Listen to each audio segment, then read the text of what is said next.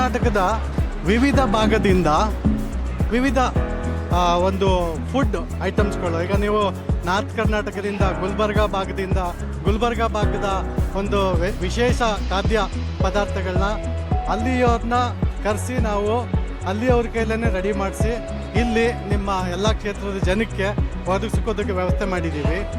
ಹಾಗೆಯೇ ದಕ್ಷಿಣ ಕರ್ನಾಟಕದ ವಿಶೇಷ ಪದಾರ್ಥಗಳನ್ನು ಕೂಡ ದಕ್ಷಿಣ ಪದಾರ್ಥದಿಂದ ಅಲ್ಲಿ ಸ್ಪೆಷಲಿಸ್ಟ್ ಬಂದು ಮಾಡಿ ಇಲ್ಲಿ ಎಲ್ರಿಗೂ ಸವಿಯೋದಕ್ಕೆ ವ್ಯವಸ್ಥೆ ಮಾಡಿಕೊಟ್ಟಿದ್ದೀವಿ.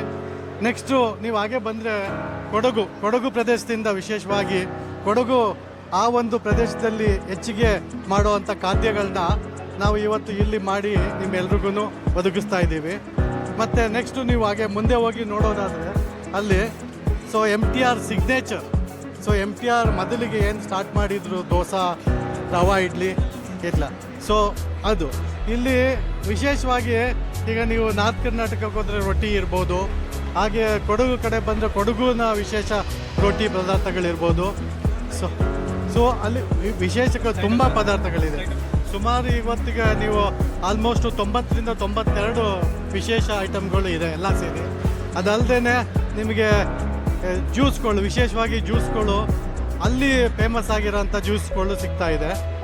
ಇಲ್ಲಿ MTR ಕೌಂಟ್ರು ನೋಡ್ತಾ ಇದ್ದಾರೆ. ಈ ಕೌಂಟ್ರಲ್ಲಿ MTR ಮಾಡ್ತಕ್ಕಂಥ ಎಲ್ಲ ಮೈಸೂರು ಪಾಕ್ ಇರ್ಬೋದು, ಆಮೇಲೆ ಲಡ್ಡು ಇರ್ಬೋದು, ಕೋಕೋನಟ್ ಬರ್ಫಿ ಇರ್ಬೋದು, ಪ್ಲಸ್ ನಮ್ಮ ಕರ್ನಾಟಕದ ಫೇಮಸ್ ಸ್ವೀಟ್ ಇರ್ತಕ್ಕಂಥ ಹೋಳಿಗೆ ಕೂಡ ಇಲ್ಲಿ ಎಲ್ರಿಗೂ ಸಿಗ್ತಾ ಇದೆ.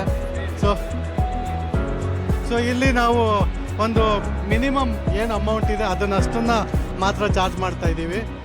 ಇವತ್ತು ಎಲ್ಲರೂ ಬಂದು ಎಲ್ಲ ಕರ್ನಾಟಕ ಭಾಗದ ವಿಶೇಷ ಏನು ಖಾದ್ಯಗಳಿದೆ ಅದನ್ನು ಒಂದು ಸೂರಿನಡಿಯಲ್ಲಿ ಎಲ್ಲರೂ ಸವಿಬೇಕು ಅಂತ ಕೇಳ್ಕೊಳ್ತಾ ಇದ್ದೀನಿ. Thank you.